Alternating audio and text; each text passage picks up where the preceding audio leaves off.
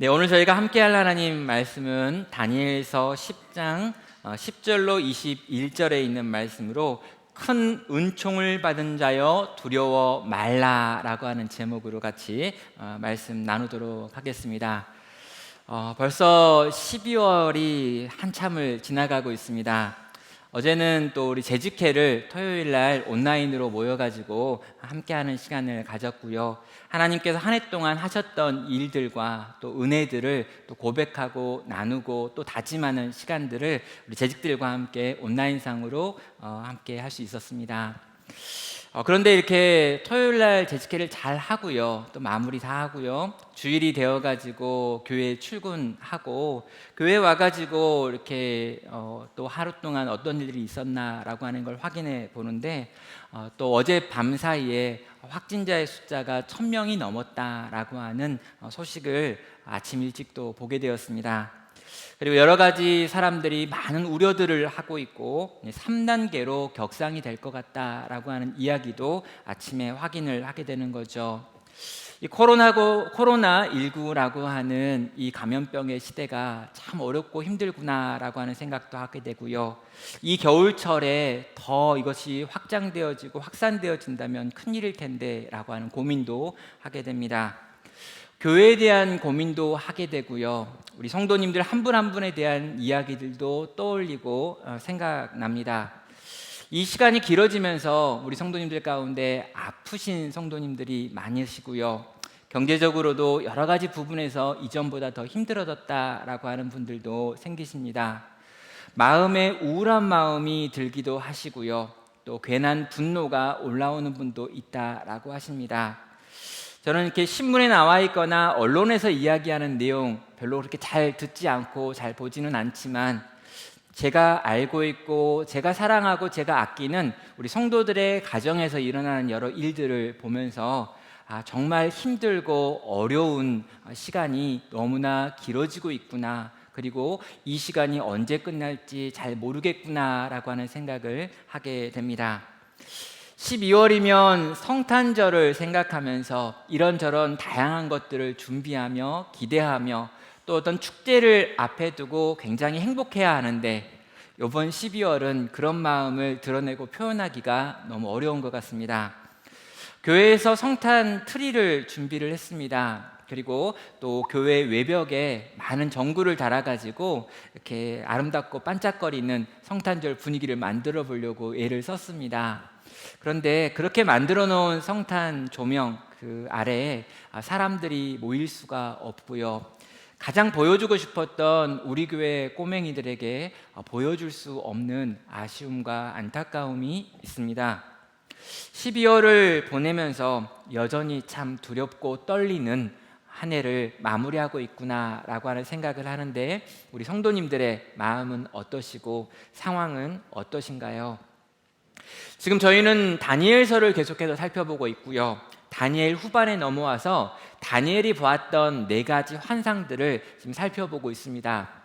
처음에는 안 하려고 했는데요, 그냥 한번 시작을 했고요. 시작을 해가지고 환상 1, 환상 2, 환상 3을 저희가 다 함께 설명하고 다루고 또 이것을 가지고 기도를 했습니다. 첫 번째 환상에서는요, 바다에서 올라온 4짐승에 대한 환상을 이야기했죠. 그리고 이 4번째 10개의 뿔을 가지고 있는 아주 악하고 사악한 짐승에 의하여 하나님의 백성들이 어떤 고초를 당하는지에 대하여 이 첫 번째 환상이 보여주었습니다.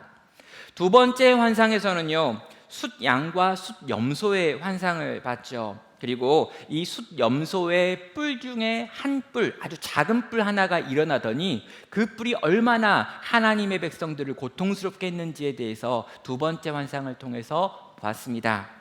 세 번째 환상은요, 환상의 내용은 나오지 않지만 해석만 있었죠. 72대의 환상이었습니다. 7일회가 끝난 다음에 이제 우리의 고통이 다 끝났구나라고 생각하는 이들에게 애순 2일회가 남아있다. 그리고 마지막 한 일회에는 더 강력한 적그리스도가 나타날 것이다. 그래서 그로 인하여 우리가 아주 큰 고초와 어려움을 당할 것이다 라고 하는 내용이 세 번째 환상의 내용이었습니다. 사랑하는 성도 여러분, 하나님께서는요, 사람들이 듣고 싶은 것을 이야기하는 분이 아니라 하나님 당신께서 계획하신 것을 어떻게 성취하실지에 대하여 이 환상을 통해서 우리에게 보여주었던 거지요. 이 환상들이 가지고 있는 공통점이 있습니다. 이스라엘에게는 앞으로 큰 어려움이 있을 것이다. 그 어려움은 굉장히 힘들고 더 어려워질 것이다. 그리고 마지막 이 모든 고통의 시간이 끝날 무렵쯤 되었다라고 여겨지는 그때에 더 큰 어려움이 있을 것이다 라고 하는 내용이 이 세 가지 환상이 공통적으로 우리에게 보여주는 내용이었습니다.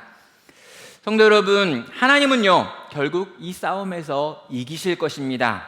이 역사의 마지막에서 우리 하나님께서는 반드시 승리할 것입니다. 그런데 문제가 뭐냐면요, 이 하나님께서 승리하실 때를 우리는 알아요.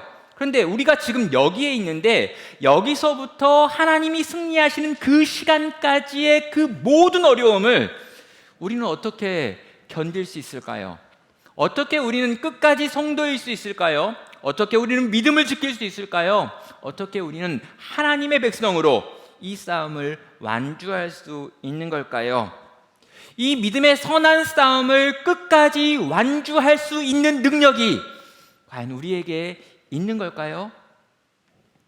오늘 우리가 보게 되어지는 이 다니엘서 10장에 나와 있는 환상은요, 실제로 이 고민을 가지고 있는 이들에게 우리가 끝까지 달려갈 수 있다라고 하는 것을 보여주는 환상의 서두입니다. 여러분, 1절부터 4절에 있는 내용을 보면요, 이 환상의 배경이 나와 있습니다. 그리고 다니엘서 10장 전체는요, 다니엘이 본 마지막 환상의 서론부에 해당합니다. 여러분, 다니엘이 마지막에 환상 하나를 보게 되는데요, 이 네 번째 환상은 10장, 11장, 12장 이 세 장에 걸쳐 있습니다.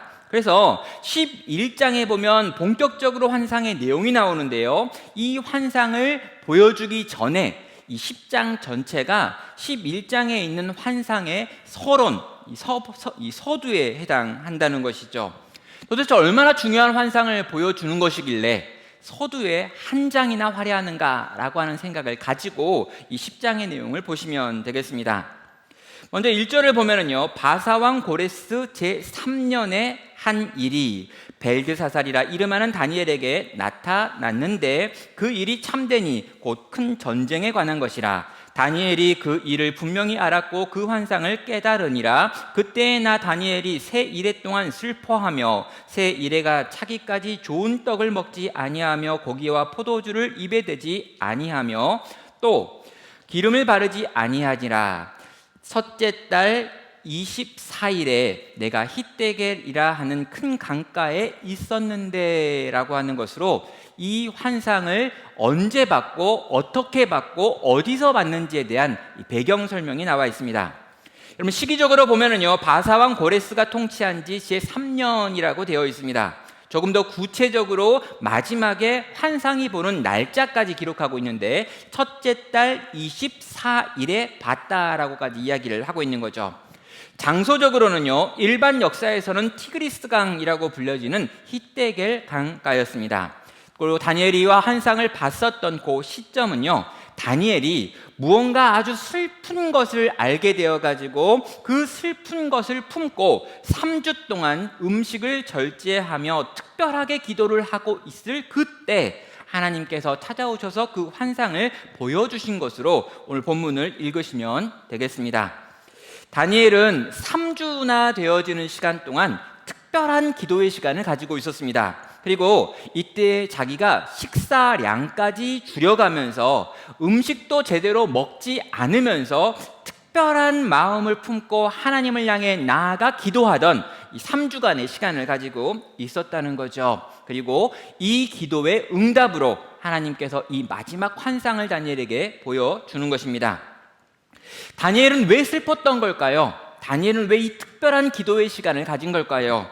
이미 노구의 나이가 됐는데 이미 90세가 넘었을 거라고 생각되어지는 아주 늙은 다니엘인데 이 다니엘이 도대체 무엇 때문에 그리도 슬퍼서 하나님께 나아가 3주나 이렇게 극단적으로 하나님께 기도하는 시간을 가졌을까라고 하는 질문이 첫 번째 질문입니다. 힌트는요, 고레스 왕이 통치하던 해 3년이라고 하는 요 표현입니다. 그러면 고레스 왕 원년 1년에 하나님께서 이스라엘 백성들에게 특별한 은혜를 베풀어 주셨죠. 하나님께서 페르시아의 왕 고레스의 마음에 역사하셨습니다. 그래서 고레스가 이 이스라엘 백성들을 바라보면서, 이 포로들을 바라보면서, 너희가 에루살렘으로 돌아가서 에루살렘에서 너희의 신 여호와를 위한 성전을 세워라. 그리고 느부갓네살이 빼앗아 왔던 모든 것까지 다 돌려줄 테니 이것들 가지고 가라. 심지어 성전을 짓기 위하여 필요한 것들이 있으면 요청을 하면 그런 것들까지 다 챙겨줄 테니까 돌아가라 라고 하는 명령을 내립니다. 이게 고레스 왕 원년 1년 때 일어나는 일이죠. 그럼 70년 동안 바벨론 포로를 살고 있었던 이스라엘 백성들에게 이 소식이 들려졌고요. 이 소식을 들은 포로들이 모여가지고 이제 이 바벨론을 떠나서 이 예루살렘으로 향해 가는데 한 1년 정도의 시간이 걸립니다. 바벨론에 살고 있었던 55만 명 정도가 지금 예루살렘으로 가게 되는데요. 이들이 예루살렘으로 돌아가서 첫 해 하고 있는 일이 뭐냐라고 하면은요, 그들은 거기 가가지고 성전 옆에다 초막을 짓고요, 초막절을 지킵니다. 그런 다음에 이 성전이 있었던 지역에 제단을 쌓고 그 제단에서 하나님을 향하여 예배를 드리는 일을 시작하지요. 이게 고레스 왕 2년에 있었던 사건입니다. 여러분, 이런 사건들은요, 에스라라고 하는 에스라서 2장과 3장에 있는 내용을 통해 가지고 에스라가 기록을 하고 있습니다. 1차 포로 귀한 자들이 1년차 때 무슨 일을 했고 2년차 때 무슨 일을 했는지에 대한 기록이 에스라 2장과 3장에 있는 것이죠. 그런데 문제는요, 이제 이 이스라엘 백성들이 다 고레스 왕 3년차가 되어가지고 성전을 짓기 위하여 성전의 지대를 쌓습니다. 성전의 기초석을 만들고 이 기초석 위에다가 건물을 지어 올리려고 하는 바로 그때 사마리아 사람들, 그 지역에 이미 살고 있었던 사마리아 사람들과 갈등이 일어나지요. 그리고 이 갈등 속에서 사마리아 사람들이 그 주변에 있는 나라들에게 지금 이 이스라엘이 반역을 꾀하고 있다라고 하는 소문을 내고요. 그 소문으로 말미암아 왕이 조서를 내려가지고 더 이상 성전을 건축할 수 없게 만드는 일이 일어나는 것입니다. 그리고 그 후 16년 동안 성전은 재건될 수 없었죠. 그리고 이 소식이 바로 다니엘에게 들린 것입니다. 여러분, 고레스 왕 3년에 정말 이 다니엘이 생각하기는 이제 예루살렘으로 돌아간 하나님 나라 백성들이 힘을 내가지고 성전을 쌓아 올리고 그 성전에서 하나님을 예배하게 될 것이다 라고 생각했는데, 갑작스럽게 문제가 꼬이기 시작하더니 성전이 지어 올라갈 수 없는 상황이 발생했고 그 상황이 꽤나 길어질 것 같다라고 하는 것을 다니엘이 알게 되었다는 것이죠. 여러분, 다니엘의 나이가 지금 90입니다. 그런데 뭔가 하려고 했는데 이게 막혀버렸다는 거예요. 그럼 다니엘이 정말 보고 싶었던 건 아마도 성전이 재건되어지는 것일 것입니다. 그런데 다니엘은 볼 수 없어요. 너무 늙었기 때문에 거기까지 갈 수 있는 힘이 없었습니다. 다니엘이 유일하게 죽기 전에 듣고 싶은 게 뭐였을까? 성전이 세워졌고 세워진 그 성전에 하나님의 영광이 임했다라고 하는 말을 다니엘은 너무나 듣고 싶었던 거죠. 그런데 다니엘은요, 고레스 왕 제3년에 성전을 지을 수 없게 됐다라고 하는 소식을 듣게 된 것입니다. 이것이 그에게 너무 큰 고통이었고 아픔이었고 절망이었고 낙심이었기 때문에 이 다니엘은요, 하나님께 나아가 내가 먹는 것을 줄여가면서, 내가 자는 것을 줄여가면서, 내가 마시는 것을 줄여가면서 하나님께 극단적인 기도, 특별한 기도로 나아가게 됐던 것이죠. 사랑하는 성도 여러분, 고레스 왕이 이스라엘을 해방시켜 줄 때 거기다 성전을 지으라면서 느부갓네살이 성전에서 탈취했던 것들까지 돌려보내줄 때 이스라엘 백성들도 다니엘도 아마도 그들의 마음 가운데 고생 끝 행복 시작이라고 하는 것이 떠올랐을 것입니다. 그런데 전혀 아니었던 것이죠. 고통이 계속되는 것입니다. 잠깐 뭔가 되는 것 같았는데 그 길이 막혀버렸습니다. 성전을 지으려 간 이스라엘 사람들인데 성전을 세울 수가 없습니다. 그 이야기가 다니엘에게 들려옵니다. 예, 그때 다니엘은 다시금 떠올리고 생각하는 거죠. 그가 이제까지 봤던 그 세 가지 환상의 내용들이 떠오르는 것입니다.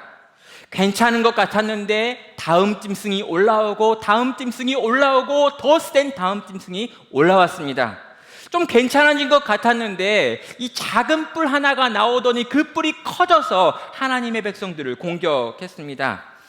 이제 7일회가 지난 것 같은데 이제 겨우 문제가 좀 끝나고 해결되는 것 같은데 애순 2일회가 남아있고 마지막 한 일회는 이제껏 한 번도 경험한 적 없는 고통의 시간이 온다라고 했었던, 자기가 보았던 그 환상이 지금 내 눈앞에서 펼쳐지고 있는 거다라고 하는 걸 지금 다니엘은 확인하게 된 것이죠. 그래서 그는 너무나 슬픕니다. 그리고 그 슬픈 마음을 품고 하나님께 기도로 나아가는 것이죠. 사랑하는 성도 여러분, 최근에 치솟고 있는 코로나19 확진자 숫자들을 저희들은 확인하고 있습니다. 이제는 어디서 누가 어떻게 걸려도 이상하지 않을 만큼 바이러스가 퍼져 있는 것 같죠. 정부는 방역 지침을 계속해서 올리고 있고 모든 것을 멈추는 제3단계에 대해서 염두에 두고 있다고 합니다. 어둡고 답답하고 막막한 이 땅의 현실을 지금 우리는 보고 있는 것이죠. 그래서 여러분, 이런 상황 가운데 우리는 뭘 하고 있습니까? 여러분, 이런 상황에서 성도는 뭘 해야 되는 걸까요? 다니엘은 우리가 무엇을 해야 되는지를 보여주고 있는 것입니다. 다니엘은요, 70년 동안 정말 하나님께서 주실 회복을 구하며 날마다 하나님께 나아가 3번 예루살렘을 향해 기도하는 삶을 살았습니다. 그의 평생은 기도의 삶이었습니다. 그런데 지금 이 문제가 해결되지 않는 것을 확인하게 되는 순간 그는 더 열심히 기도하기를 결단하고 있는 것이죠. 이제 90이 넘은 할아버지인데, 그럼 이 할아버지가 지금 하나님께 나아가 울며 애걸하며 제발 좀 하나님의 구원이 임하기를 원합니다 라고 요청하고 강청하고 있다는 것입니다. 그 모든 슬픔을 가슴에 품고 기도의 자리로 나아가고 있는 거죠.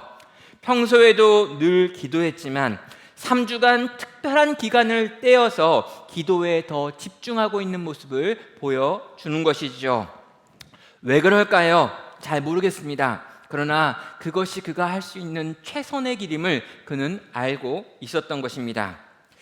사랑하는 성도 여러분, 우리에게 있는 이 모든 상황들이 어떻게 전개될지 이제는 정말 잘 모르겠습니다. 또 어떤 방식으로 언제 해결될지에 대해서도 점점 할 수 있는 말이 줄어들어가는 것 같습니다. 계획하고 준비했던 것들을 어떻게 할 수 있을지, 진행이 되기는 할 것인지에 대해서 모르겠습니다. 여러분, 2021년도 우리가 무슨 행사를 하겠다라고 하는 걸 계획하고요, 그것에 대한 예산을 짜고요, 그것에 대해서 재직회가 모여가지고 예산을 통과했습니다. 그런데 올해도 그런 것처럼 내년도 이렇다면 과연 우리가 세운 계획과 우리가 생각하고 있는 여러 가지 일들을 과연 할 수 있을지 우리는 지금도 고민한다는 것이죠. 그런데 여러분, 아무것도 모르겠고 할 수 있는 게 없을 것 같은 그 순간에도 하나님의 백성이 할 수 있는 게 있습니다. 무엇일까요? 기도하는 것입니다. 더 깊은 기도의 세계로 들어가는 것입니다. 더 깊은 기도의 자리에서 하나님을 만나는 것입니다. 왜 그렇습니다. 함께 모여서 부흥회 못할 것 같습니다. 함께 모여서 기도회, 철야, 새벽 기도 우리 못하고 있습니다.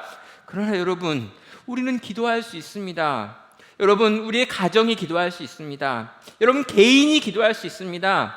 여러분의 집의 한쪽에다가 방석 하나 깔아놓고 그 방석을 보고 기도 방석이라고 부른 다음에 거기서 하나님과 더불어 씨름할 수 있습니다. 성도 여러분, 우리에게 주어져 있는 이 시간에 어찌 보면 막막하고 답답한 이때 하나님께 기도함으로 하나님이 행하시는 것들을 보고 누리고 경험할 수 있는 우리 성도 되시기를 주의 이름으로 축원합니다. 5절부터 9절에 있는 내용을 보면은요, 마지막 환상의 주인공이 등장하고 있습니다. 이 마지막 환상은요, 시작할 때부터 뭔가 분위기가 다릅니다. 이전의 환상들을 보면은요, 짐승들이 등장하거나 사건들이 보였습니다. 다니엘은 관찰자가 되어가지고 그 환상을 먼 데서 이렇게 보고 있었죠. 그리고 그 환상의 내용들을 천사가 와서 설명을 해주는 것이 기본적인 첫 번째, 두 번째, 세 번째 환상의 패턴이었습니다. 그런데 이 마지막 환상은요, 그렇게 다니엘이 먼 데서 보고 질문이 생기고 그 질문을 풀어주는 방식이 아닙니다. 이 다니엘이 환상 속에 집어 던져짐을 당하고 있죠. 그럼 다니엘은요, 이제까지 먼 데서 그 환상을 보거나 꿈을 꾸는 것처럼 그 환상의 내용들을 받았습니다. 근데 이번에는요, 다니엘이 환상 속에 집어 던져집니다. 그리고 환상의 중심에 계신 그 환상의 주인공을 만나는 것으로 이 환상이 시작되지요. 여러분, 그렇게 다니엘이요, 환상 가운데 집어 던져져서 그 환상의 주인공을 만났을 때 그의 반응은 무엇이냐면요, 엄청난 충격을 받는 것입니다. 꿈인지 생시인지 알 수 없을 만큼 강력한 환상을 보았습니다. 그리고 이 꿈의 중심에 있는 한 인물을 보고 그 앞에 거꾸러져서 죽은 것 같이 졸도해버리는 이 다니엘의 모습을 보게 됩니다. 과연 누굴 보았습니까? 이 환상의 주인공은 누구였을까요? 5절부는 이렇게 말합니다. 그때 내가 눈을 들어 바라본 즉 한 사람이 세마포 옷을 입었고 허리에는 우바스 순금띠를 띠었더라. 또 그의 몸은 황옥 같고 그의 얼굴은 번갯빛 같고 그의 눈은 횃불 같고 그의 팔과 발은 빛난 놋 같고 그의 말소리는 무리의 소리와 같더라 라고 말합니다. 한 사람이 등장을 했습니다. 히브리어 원어로 보면요, 이시 에하드라고 하는데요, 한 사람이라고 하는 뜻이에요. 다니엘은요, 이 이시 에하드를 보는 순간 너무 놀라가지고 졸도해 버리고 있습니다. 그리고 그의 눈에 보였던 그 외형에 대하여 몇 가지로 지금 묘사를 하고 있지요. 여러분, 제사장이 입는 세마포 옷을 입고 있습니다. 그런데 그 옷 위에는 왕을 상징하는 순금으로 된 띠를 하고 있지요. 그의 몸은 황옥이라고 하는 보석이고요, 얼굴은 번개처럼 빛나고 있고요, 눈에는 불꽃이 나옵니다. 그리고 팔과 발은 강인한 놋이 보이고 있죠. 그가 입을 여는데, 한 사람이 입을 열었는데 수없이 많은 무리가 말하는 것처럼 크고 강력한 소리가 울려 퍼졌습니다. 그리고 그 소리 앞에, 그 용모 앞에 다니엘은 쓰러져 버리고 있는 거죠. 과연 그는 누구일까요? 그럼 학자들은요, 이 한 사람이 누군지에 대해서 여러 가지로 논의를 합니다. 그러나 저는요, 이 한 사람이 누군지에 대해서 정확히 알고 있어요. 왜냐하면 첫 만남에서 다니엘을 졸도하게 만드는 이 분이 성육신하기 전에 성자의 하나님이신 예수 그리스도라고 저는 확신하고 있습니다. 이유는 계시록 1장 13절부터 나오는 묘사 속에서 사도 요한이 반모섬에서 처음 예수님을 만났을 때 그 예수님의 용모를 표현하는 것이 바로 다니엘이 지금 만났던 이 한 사람에 대한 표현과 너무나 유사하기 때문입니다. 계시록 1장 13절은 이렇게 말합니다. 촛대 사이에 인자 같은 이가 발에 끌리는 옷, 세마포입니다. 옷을 입고 가슴에는 금띠를 띠고 그의 머리와 털에 희기가 양털같고 눈 같으며 그의 눈은 불꽃 같고 그의 발은 풀무분에 단련한 빛난 주석 같고 그의 음성은 많은 물소리 같으며 라고 말하고 있습니다. 여러분, 바로 이분이 누구입니까? 요한이 만난 예수 그리스도이죠. 그렇다면 여러분, 요한계시록 1장에 나오는 사도 요한이 보았던 바로 그 인자 같은 이라고 하는 이 예수 그리스도와 다니엘이 마지막 환상을 통해 가지고 만났던 이 한 사람이 같은 분, 우리가 믿고 있는 우리 주 예수 그리스도의 모습이라고 하는 것입니다. 성도 여러분, 세마포 옷을 입으신 우리의 대제사장이십니다. 이분은 순금으로 띠띠고 계시는 우리의 왕이 되시는 분이시죠. 그의 얼굴은 찬란하게 빛나기 때문에 우리가 눈을 들어 볼 수 없는 분이십니다. 그의 눈은 불꽃 같은 눈이셔서 그의 눈앞에 드러나지 않는 것이 없지요. 그의 몸은 황옥과 같이 단단하고 견고하여 결코 어떤 것으로도 그를 무너뜨릴 수가 없고요. 그의 손과 그의 발은 놋 같아서 그것이 밟고 그것이 부셔뜨리면 그 어떤 것도 그 앞에서 남아날 수 없다라는 것입니다. 그분이 입을 열어 말씀하시면 온 사방이 소리를 내는 것 같으며 많은 물이 쏟아져 내리는 것 같아서 그 앞에서 견딜 자가 없다라고 하는 것이 바로 이 환상 속에 있는 주인공을 보면서 이 다니엘이 느끼는 정서가 되는 것입니다.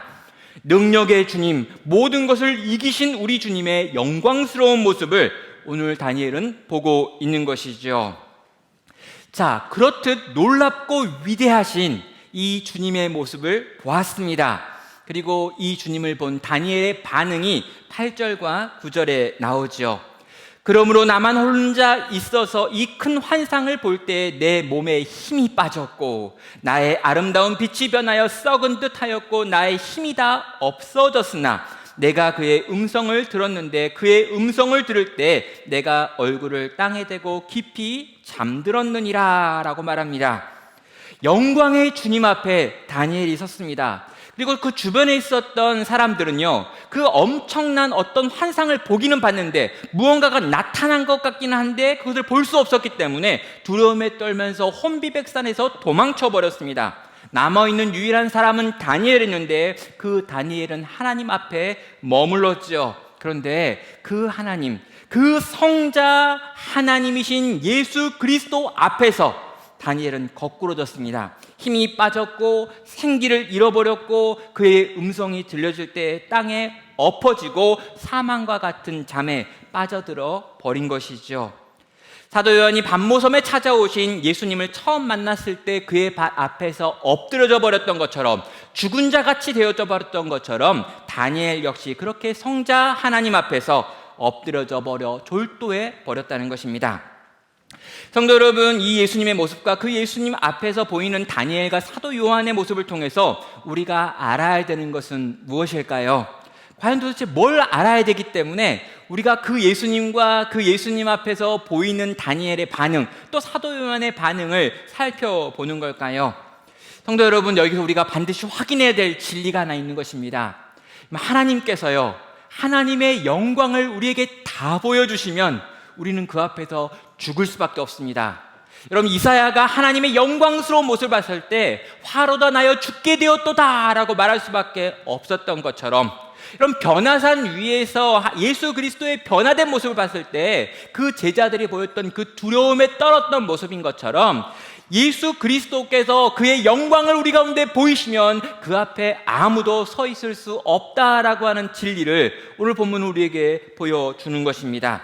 그분 앞에 얼굴을 땅에 대고 엎드려질 수밖에 없는 존재, 그것이 바로 우리들이고 죄로 말미암아 죄 가운데 있는 우리들의 모습 상태라는 것이죠.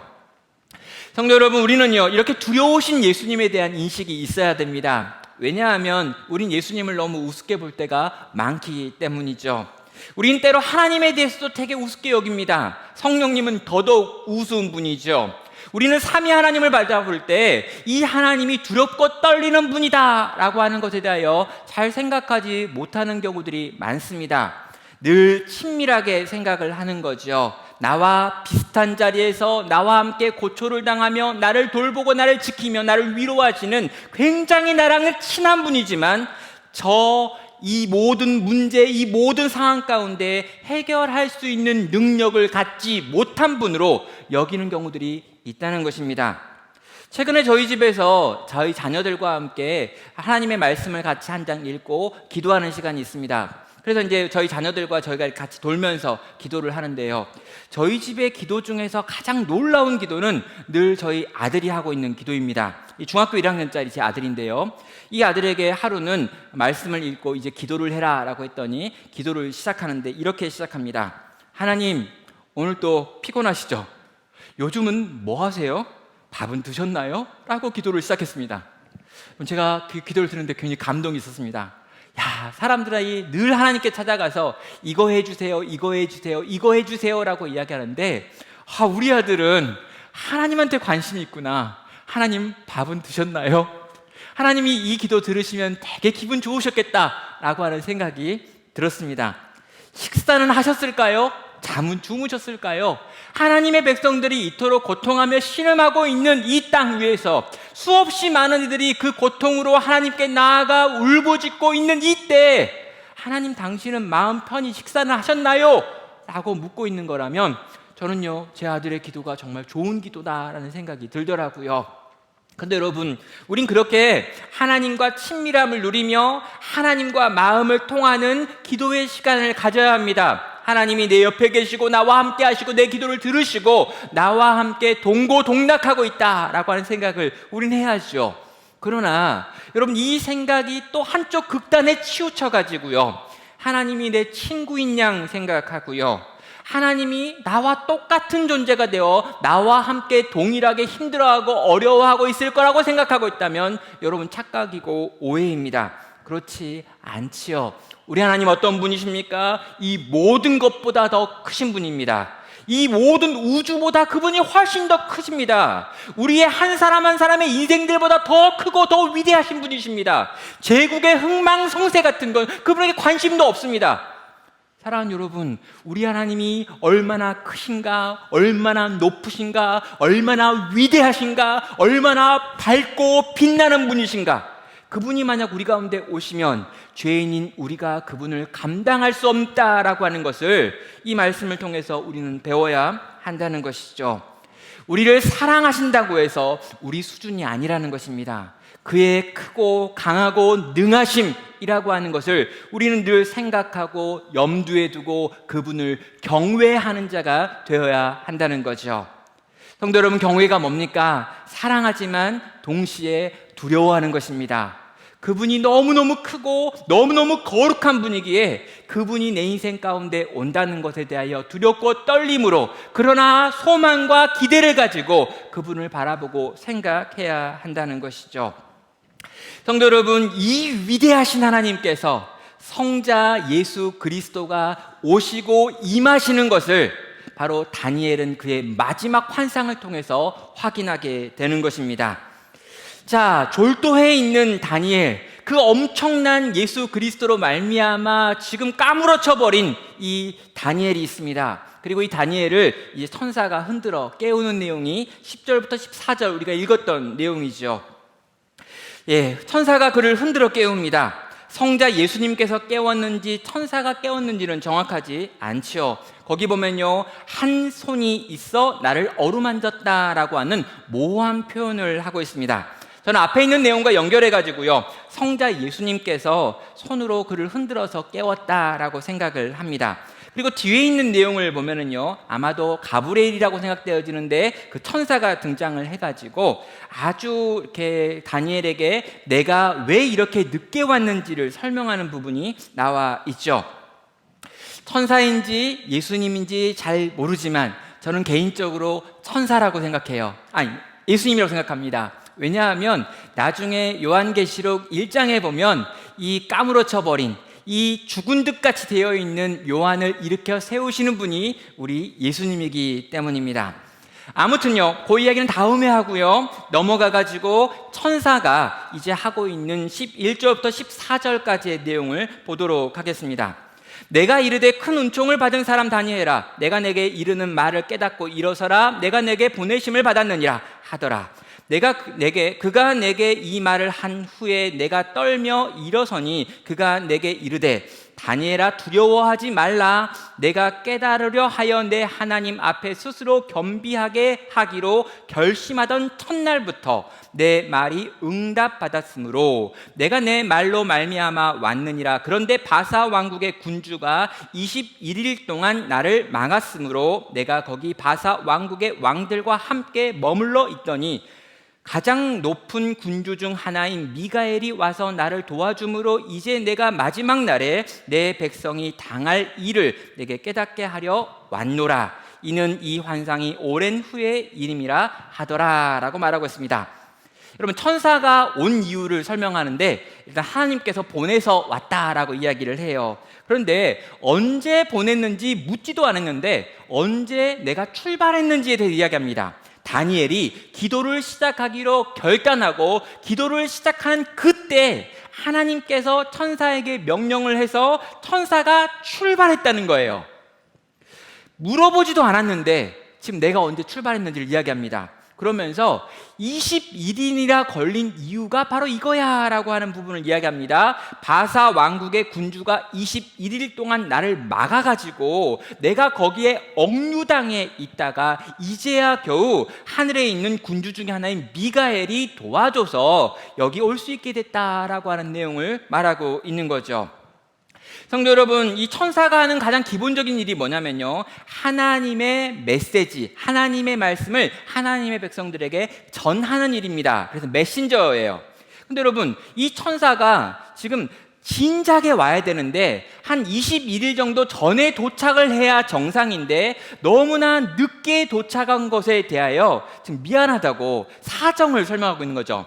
여러분, 택배를 주문했는데 택배가 한 이틀 지나면 도착을 해야 되는데 한 24일이나 걸렸다는 거예요. 그래서 24일이란 늦게 이 택배가 도착한 이유에 대해서 택배를 가지고 온 기사가 막 설명을 하고 있는 것처럼 천사가 다니엘에게 내가 이렇게 늦게 온 이유를 하나하나 꼬치꼬치 설명하는 부분이 오늘 본문에 나와 있는 내용입니다. 성도 여러분, 이 이야기를 우리가 왜 알아야 될까요? 왜 21일이나 걸린 걸까요? 그리고 다니엘서에 나와 있는 이 본문을 통해서 우리가 생각해야 될 진리는 뭘까요? 그럼 이 본문을 가지고요, 많은 이단들이 발생했습니다.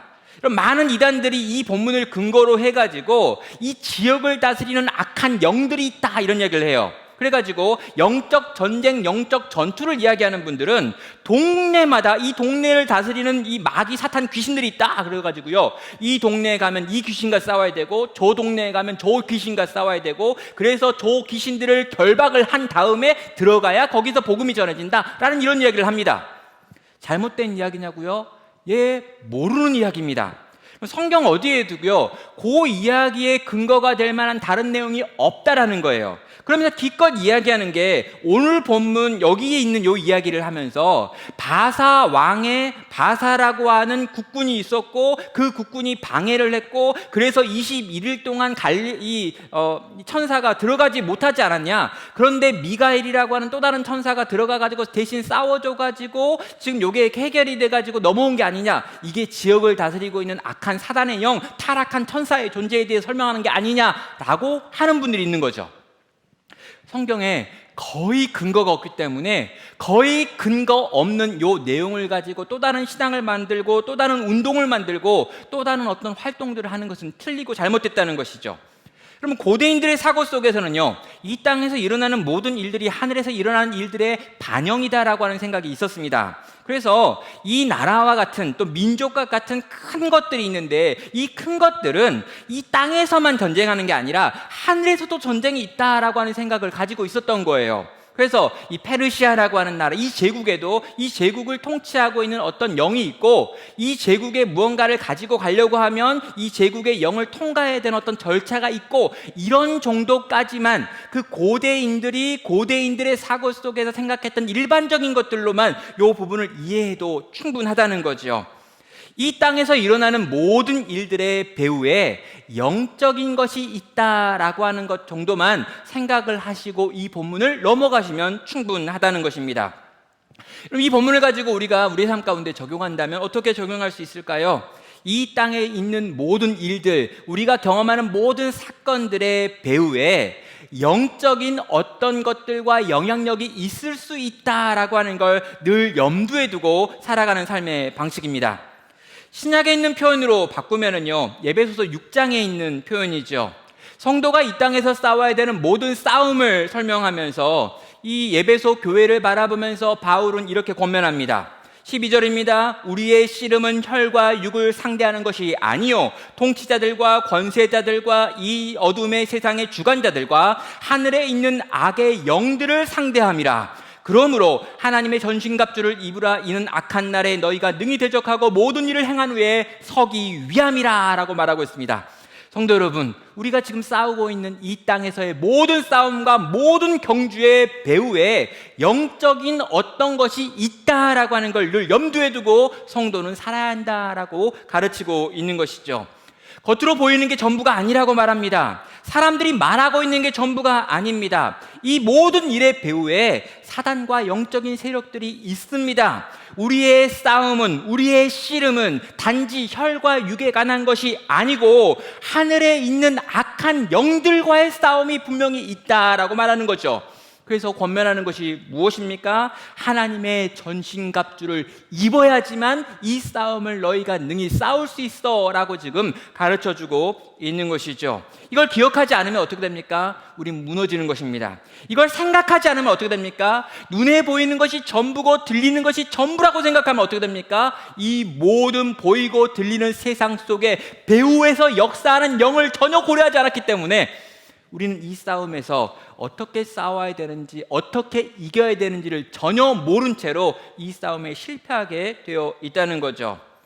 그럼 코로나19 확진자가 1000명이 넘었다라고 하는 소식이 들려옵니다. 또 이 1000명 가운데 많은 교회들이 속해 있다라고 하는 것도 심심치 않게 들어볼 수 있습니다. 정부가 3단계를 이야기하고 있습니다. 그 외에도요, 보여지고 들려지는 수없이 많은 소식들이 있지요. 여러분, 보이고 들리는 것이 전부일까요? 그렇지 않습니다. 이 모든 것들의 배후에 역사하는 영이 있습니다. 이것은 분명 우리의 육적인 전쟁입니다. 그러나 동시에 영적인 전쟁이기도 하지요. 의사들이 노력하고 있고, 공무원들이 노력하고 있고, 질병과 싸우고 있고, 우리 개인들도 우리의 개인의 방역들과 먹고 사는 문제로 인하여 분투하고 있습니다. 그런데 여러분, 최선을 다해서 그 모든 일을 우리는 할 것이고 해야 합니다. 동시에 우리는 이 배후에서 역사하고 있는 악의 영들과의 싸움도 치러내야 한다는 것이죠. 그래서 우리는 점검하고 물어봐야 합니다. 여러분, 여러분의 전신갑주는 어떻게 준비되어 있습니까? 긴 싸움을 감당할 만큼 준비하셨습니까? 여러분, 진리로 여러분의 허리띠를 두르셨습니까? 구원의 투구를 쓰고 계십니까? 믿음의 방패를 가지고 계신가요? 여러분의 심장을 보호하는 의의 흉배가 준비되어 있습니까? 평안의 복음에 예비한 것으로 신을 신고 있느냐는 것입니다. 여러분, 성령의 검, 하나님의 말씀이 여러분의 손에 들려져 있나요? 여러분, 우리가 약해지는 이유가 뭘까요? 우리가 지치는 이유가 뭘까요? 우리의 영혼이 파리해져가는 이유는 뭘까요? 우리의 예배에서 열심히 사라져가고 있는 이유는 뭘까요? 단지 그게 온라인이기 때문일까요? 우리가 모이지 못했기 때문일까요? 우리가 좋은 책이 없어서이기 때문입니까? 프로그램을 진행할 수 없어서일까요? 여러분, 이 싸움의 배후에서 오늘도 지금도 역사하고 있는 악의 세력과 이 영적인 세력에 대해서 까맣게 잊고 있어서 이런 건 아닐까요? 우리 하나님께서 우리에게 준비하신 하나님의 전신갑주로 무장되시기 바랍니다. 이것들을 하나님께 구하기 바랍니다. 내가 잃어버리고 약해져 있고 부서져 있고 더러워져 있고 더 이상 사용할 수 없을 만큼 망가져 있는 게 있다면 이 시간 주님께 나아가서 오직 주님이 만드시는 하나님의 전신갑주를 내게 입혀달라고 요청하시기 바랍니다. 그리고 그 갑주를 입고 그 갑옷을 입은 채로 우리가 싸워야 되는 영적인 전쟁과 육적인 전쟁을 싸워낼 수 있는 복된 성도 되시기를 주님의 이름으로 축원합니다. 이제 마지막인데요. 성도 여러분, 여기까지 우리가 내용을 들었지만 과연 우리는 이 싸움을 싸울 수 있는 걸까요? 이게 한없이 길어지면 누가 남아날 수 있을까요? 정말 이것이 영적인 싸움이기도 하고 이 악의 영들이 창궐하는 때라면 우린 과연 어떻게 우리의 믿음과 신앙을 지킬 수 있을까요? 또 우리는 교회를 어떻게 지키고 유지하고 보존할 수 있는 걸까요? 여러분, 다니엘은요 정말 하나님의 영광스러운 모습을 만났고요, 말문이 막혔고요, 도무지 내 앞에 놓여있는 이 모든 상황 속에서 어찌할 줄 모르겠는 상황을 지금 경험하고 있습니다. 70년 동안 기도하면서 기다렸던 성전의 재건이 이루어지지 못한다라고 하는 것을 확인하고 있고요, 이제 애순 두 이래 동안 고통을 당할 것이고 마지막 한 해 동안 또 고통을 당할 거다라고 하는 걸 깨닫게 되었습니다. 아주 강력한 적 그리스도가 나타날 것이고 예수님께서 마태복음에서 이야기했던 마지막 때 일어날 그 거대한 적들이 막 일어나고 나타날 것에 대하여 그럼 보게 된 거죠. 그 모든 것 속에서 도무지 일어날 힘을 잃어버린 이 할아버지, 이 다니엘은 과연 어떻게 일어날 수 있는 걸까요? 또 다니엘이 일어날 수 있다면 우리도 일어날 수 있을 텐데 우리를 일어나게 하는 힘과 능력은 어디에서 나오는 걸까요? 15절부터 17절까지의 내용을 보면은요, 그가 이런 말로 내게 이르기를 내가 곧 얼굴을 땅에 향하고 말문이 막혔더니 인자와 같은 이가 있어 내 입술을 만진지라 내가 곧 입을 열어 내 앞에 있는 자에게 말하여 이르되 내 주여 이 환상으로 말미암아 근심이 내게 더하므로 내가 힘이 없어졌나이다. 내 몸에 힘이 없어졌고 호흡이 남지 아니하였사오니 내 주여 이 종이 어찌 능히 내 주와 더불어 말씀할 수 있으라이까 하니, 말 못하겠다는 거예요. 너무 힘들다는 거예요. 이 환상을 더 이상 깨닫기도 싫고 이 환상에 반응하기도 싫고 더불어 당신과 대화하기도 싫고 감당할 수도 없다라고 하는 이야기를 합니다. 나는 힘도 없습니다. 호흡도 남아있는 것 같지 않습니다. 도무지 더 이상 당신의 입에서 나오는 말에도 관심이 없습니다. 나는 도무지 더 이상 이 싸움을 싸울 수 없습니다. 나는 완전히 탈진했습니다. 손가락 하나도 움직일 수가 없고 움직이기가 싫습니다. 자포자기하는 마음입니다. 그럼 평생을 주님을 위해 살았습니다. 평생을 성전이 세워지는 걸 꿈꾸며 살았습니다. 이스라엘 백성들이 춤추고 돌아가는 뒷모습을 보면서 정말 이스라엘 백성 5만이 함께 떠나가는 그 모습을 보면서 그들이 예루살렘에 돌아가서 멋진 성전을 세웠다라고 하는 소식을 들려주기를 원하며 기다리는 지난 2년의 시간을 보냈습니다. 그런데 그 모든 것들이 이루어지지 않고 성취되지 않는 거죠. 자신은 이미 늙었고 이제 성전이 세워지는 걸 보지 못할 것입니다. 자신의 후손들은 애순두 이레와 한 이레 동안 고통을 당할 것입니다. 이 모든 내용을 다니엘은 알아버렸습니다. 그래서 살 소망이 끊어졌죠. 여러분, 엘리야가요 로뎀나무 아래 가가지고 그 아래 머리를 묶고 그냥 제발 좀 날 좀 죽여주세요 라고 하는 것과 동일한 마음이 오늘 다니엘의 마음인 것입니다. 사랑하는 성도 여러분, 우리 성도님들의 마음은 어떻습니까? 저는요 우리 성도님들 마음까지는 잘 모르겠습니다. 의외로 우리 성도님들이 너무 강하시고요, 너무 견고하시고요, 너무 신실하셔서 별로 크게 어렵지 않게 이 시기를 보내는 것 같아서 너무 감사하고 때로는 참 존경스럽고 때로는 참 감격스럽습니다. 제 마음은 어떨까요? 제 마음이 어렵습니다. 나름 열심히 한 것 같고요, 이것저것 최선을 다한 것 같고요, 우리 교육자들과 더불어서 이 어려운 때를 뭔가 만들어 보겠다고 이것도 해보고 저것도 해보고 저것도 막 해보고 열심도 내봤습니다. 또 뭘 해야 할까라고 고민하고요, 이런저런 생각도 하고요, 2021년을 또 어떻게 보낼까라고 하는 고민도 하고 그런 회의도 하고 그런 것들을 막 준비하기도 합니다. 근데 이만큼 하면 좀 잘한 것 같고 열심히 한 것 같은데, 이 정도만 해도 꽤 잘한 것 같은데 이 시기가 막 길어지니까 여러분 약간 짜증이 밀려오기 시작합니다. 제 옆에 지금 성탄절 장식 있단 말이에요. 근데 이거 보는 사람이 없어요. 우리 장로님들과 교육자들이 올라가가지고 추운 날 막 이렇게 장식을 달았단 말이에요. 전구 엄청 달았습니다. 아마 수천 개 달았어요. 보는 사람이 없습니다.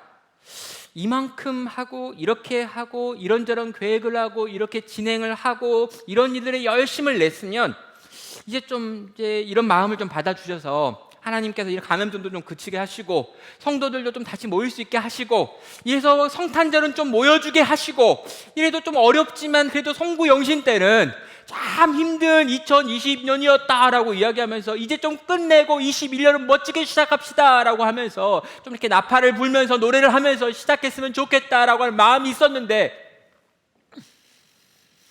그런 마음들이 이렇게 무너지니까요, 제 마음도 함께 약해집니다. 그리고 지치는 것 같습니다. 솔직히 이런 말 하면 안 되는데 그런 생각이 많이 들어요. 여러분은 어떻습니까? 지친 다니엘은요 천사를 향해 당신과 더불어 말할 힘도 없네요 라고 대답하고 있습니다.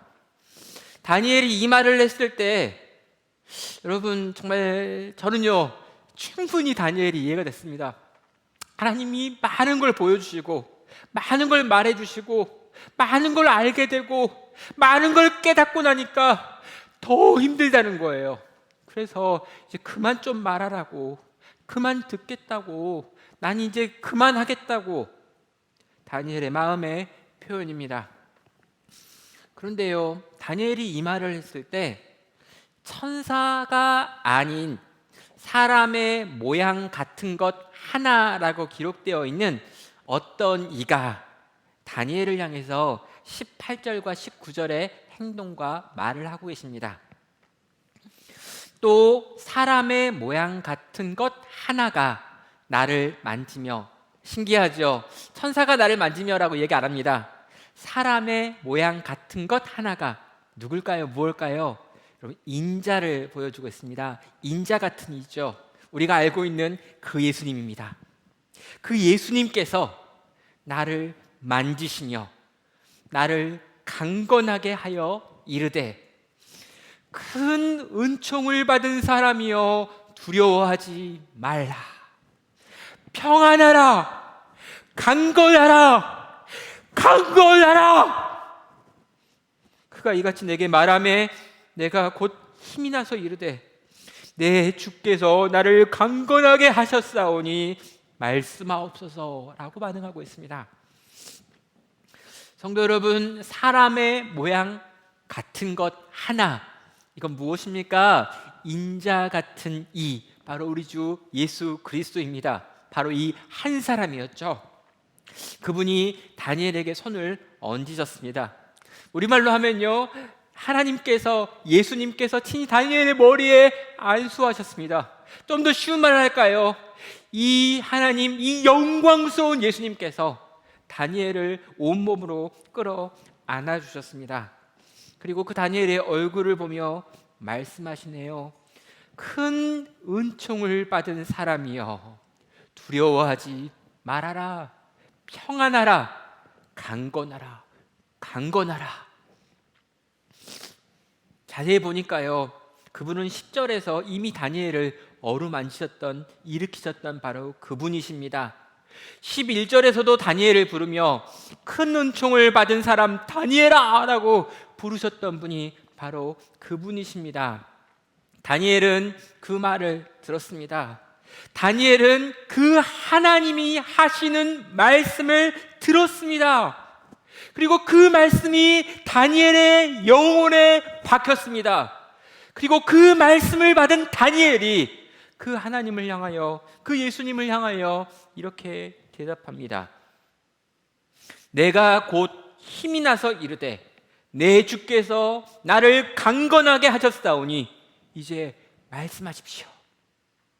그 말씀을 받고 그 말씀의 능력으로 인하여 다니엘은 살아났고 그는 강하여졌고 강건하여져서 다시금 하나님의 말씀을 받을 수 있는 자가 된 것입니다. 사랑하는 나눔교회 성도 여러분, 우리는 어디서 힘을 얻습니까? 문제가 해결돼서요, 다시 일상이 회복되면은요, 다시 모이게 되면은요, 그럼 우리는 회복될 것입니다. 그러나 여러분, 우리는 그런 방식의 회복을 구하고 있는 게 아닙니다. 사랑하는 성도 여러분, 우리 하나님께서 우리에게 말씀하실 때 우리는 힘을 얻는 것입니다. 하나님께서 우리의 상황과 무관하게, 우리가 지금 경험하고 있는 모든 어려움과 무관하게 친히 찾아오셔서 우리를 어루만지시며 우리의 귀에 대고 강건하라 강건하라 말씀하시며 그 말씀을 들음으로 말미암아 우리는 그 말씀의 능력으로 다시 살아나서 하나님께 나아가 이 믿음의 싸움을 이어갈 수 있게 된다는 것입니다. 사랑하는 나눔교회 모든 성도 여러분, 오늘 이 시간 우리 하나님께서 우리 성도님들을 찾아가시기를 간절히 주님의 이름으로 축원합니다. 그리고 찾아가신 우리 주님께서 당신의 손으로 사랑하는 우리 성도들을 어루만져 주시기를 간절히 축원합니다. 그리고 여러분의 얼굴을 보며 여러분의 귓가에 큰 은총을 받은 사람이여, 평안하라, 두려워하지 말아라, 강건하라, 강건하라 말씀하시는 그 주님의 음성을 듣고 살아나고 회복되고 강건해지는 주님의 백성 되시기를 시간 간절히 주님의 이름으로 축원합니다. 이 시간 우리 들은 말씀을 가지고요, 하나님께 1분 정도 나아가도록 하겠습니다. 정말 이 말씀이 내게 임하게 해달라고, 그리고 여러분이 깨달은 진리가 있다면 그 진리를 적어보기도 하고요, 깨달은 결단이 있다면 그 결단을 써보기도 하면서 1분 정도 이 말씀 앞에서 침묵하며 하나님이 내게 하시는 음성을 듣는 시간 갖도록 하겠습니다. 1분 동안 침묵하며 하나님께 나아가겠습니다.